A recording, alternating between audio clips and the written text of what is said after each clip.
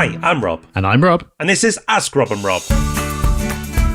Welcome to Ask Rob and Rob. It's the show where we answer your property questions. And the show, of course, starts with you. So we like to make it really simple for you to send your questions our way. We do. Head over to propertyhub.net/ask. That's propertyhub.net/ask.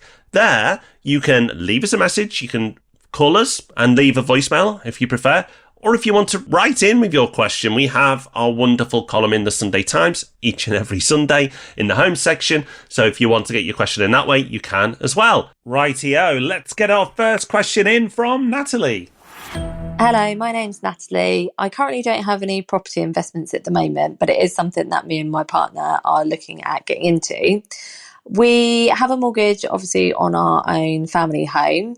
And I just wanted your advice as to whether you would borrow against your own home in order to purchase a buy-to-let, which I have spoken to my lender and my mortgage lender will allow us to do. We can draw about 50,000 out of our house to use to purchase a buy-to-let. So I'm just wondering if you would advise that as something to do to make a start. And whether you would swap your home mortgage to interest only in order to do that. I also wanted to know, I work for a major house builder and we do get between 10 and 20% off our new builds, and whether that would be beneficial to me, especially buying off plan, and whether you would advise to buy off plan as well. I have so many questions, but they are my main ones if you're able to help. Natalie, thank you for your question. Wow, what a perk that you have available to you. I can completely understand why you're really looking into this as an option. So let's look to this as an option generally anyway, to benefit everyone, even those without that perk. So should you remortgage your home to invest in property? It will so depend on your situation. For some people, it may be an interesting option. For others, it's probably a do not do.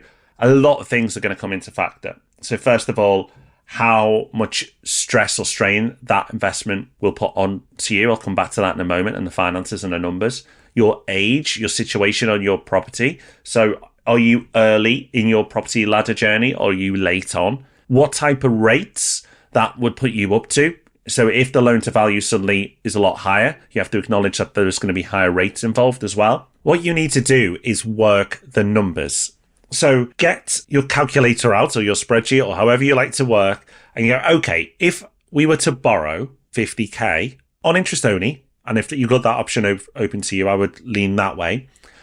If we took 50k out on an interest only basis, how much would that cost us and what return could we get in its place? So let's just say, to keep things easy, if you could get a 5% mortgage on that 50k interest only, then you want to be getting at least over 5% return.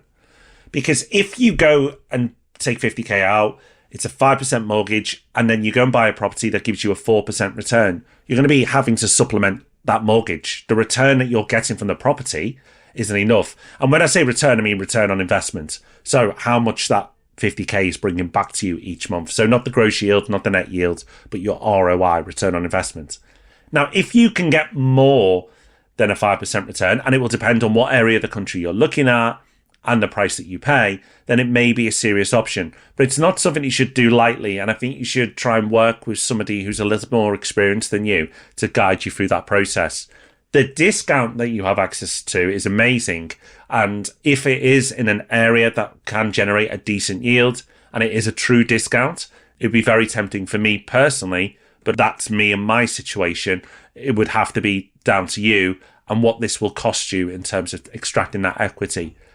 So it's not a yes, it's not a no. It's a run the numbers and then work it out from there. Good advice there. Let's have a listen to our next question from Glenn. Hi, Rob and Rob. It's Glenn from Essex. Firstly, thanks for all your content that you put out. It makes my commute a lot better in the mornings. Strange question for you. I wondered if there's a kind of body that you can report landlords to. The reason why I'm a landlord myself and I have to go through a lot of due diligence and compliance, and I have a neighbour next door who's vulnerable and she's lived there since 1966 and the place is in a terrible state and the landlord seems to get away with murder. So I know it's a very odd question to ask, but I wonder if there's a body where you can sort of report to rogue landlords that give all us good landlords a bad name. Thank you very much. Look forward to hearing from you. Glenn, I love this. More than 400 episodes in and never had a question like this before. And I applaud you for wanting to help. It's very easy to just ignore things that you've noticed like this. So well done to you. So is there anywhere that you can report this to? Well, not as such. What I would do in this case is call up the council and talk to their housing department. How far you'll get with it, I don't know. It's one of those weird things. When we've got the Renters' Rights Bill enforced, there will be a portal that everyone has to sign up to. There'll be an ombudsman where tenants can get help. But none of this is really designed for a third party like you. So I would say let the council know about your concerns. And then you've done everything you can at that point. If there's a licensing scheme in the area, which it sounds like there might be because you've mentioned the compliance that you had to do, then they will know who the operator of that home is and may be able to take some kind of action. If not, then hopefully they'll still take enough of an interest to offer some kind of support if the lady does indeed need it. So I think, Glenn, it's as simple as that. Good luck with that, and I hope it gets results. Well, that's us done for another week. Thank you for listening. I hope you found that useful. You know what else will be useful? Tuning in on Thursday for the Property Podcast, because we got a great episode lined up for you there. And you can find us in the Sunday Times on Sunday. So until those wondrous events take place, take care, have fun. Bye-bye. Bye-bye.